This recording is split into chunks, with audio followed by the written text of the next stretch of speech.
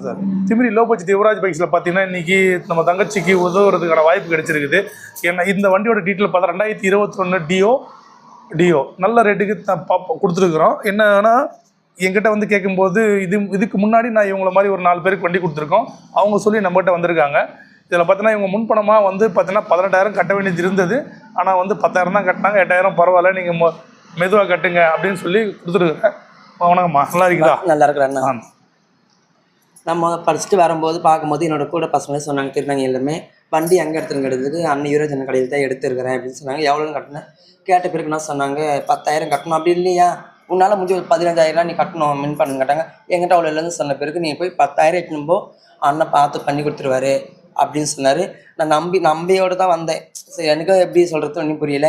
நான் வந்து வெறும் 10,000 ரூபாய் எடுத்துகிட்டு வந்து மீன் பண்ண வந்து 5,000 கட்டிட்டு போயிட்டேன். நான் இன்றைக்கி வந்து 5,000 கட்டினேன். 18,000 சொன்னார் அண்ணன். அண்ணா இவ்வளோ சொன்னேன் எப்படி நான் கேட்ட பிறகு நீ